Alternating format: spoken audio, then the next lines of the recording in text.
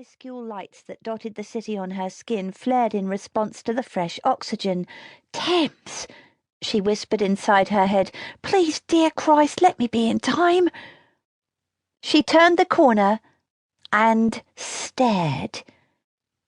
If her voice had still belonged to her, she would have laughed. But instead, she just stood there in silence, her mouth open, while her chest heaved and her jaw ached. Garner Street, the road where she'd lived all her life until 3 months ago, had been spared. She stumped towards number 18 in a relieved daze. Wilting plants and dead bracken blocked the gate from opening more than a few inches, but she knew that gap well and squeezed through it with ease. Chapped paint surrounded a letterbox with so fierce a spring that when she was a kid she'd imagined it was the snapping jaws of a brass wolf. She smiled to herself, back when we had to pretend. The place looked the same as always, the same as it had the night she'd fled it. The night Mater Viae returned. She relived it between eye blinks.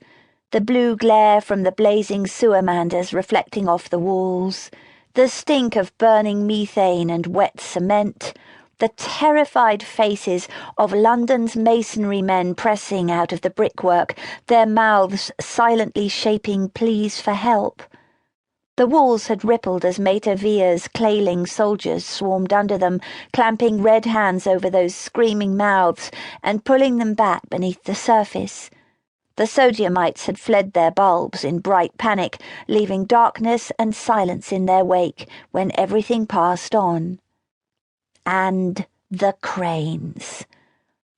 A spindly shape caught her eye and she looked up. A crane loomed over the tiled roofs at the far end of the street.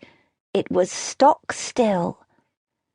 "If you're looking for something to be grateful for, Beth," she told herself, "there's always that." When Mater Viae first stepped through the mirror, the cranes had started to move. For 3 days and 3 nights they'd torn at the flesh of the city, but then, as suddenly as they'd woken, they'd stopped, fallen silent.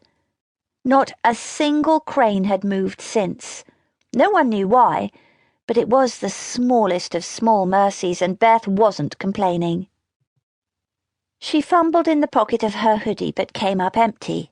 "You've got to be kidding me. What kind of street goddess locks herself out of her own damn house?"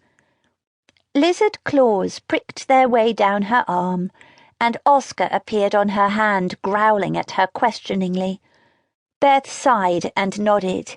The sewermander rolled an eye and moved towards the lock. There was a faint hiss from inside the house, from the direction of the kitchen. Beth smelled gas. Oscar's tongue flicked out. Blue flame flared in the keyhole, and with a snap sizzle, the lock vanished and was replaced by smoke, charred wood, and a hole 2 inches across. Beth stroked the back of Oscar's head, and he let out a self-satisfied purr. Ah, the sewer dragon. What self-respecting burglar would be seen without one? She pushed inside and let her feet settle flat on the carpet.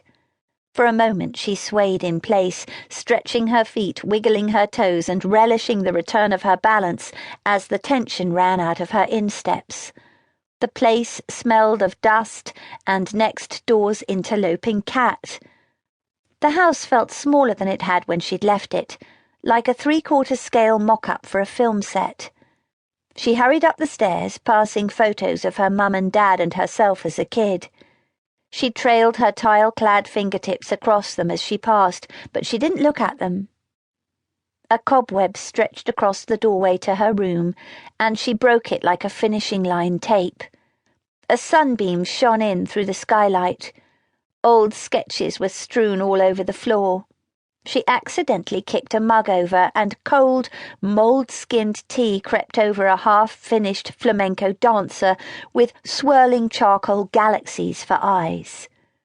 She yanked her wardrobe open, shoveled armfuls of clothes out of the way, and pulled out a battered Crayola carry case. Over the years, that yellow plastic box had held her diaries, her love letters, both the ones she'd received and the ones she hadn't had the guts to send. Sadly, they were seldom to the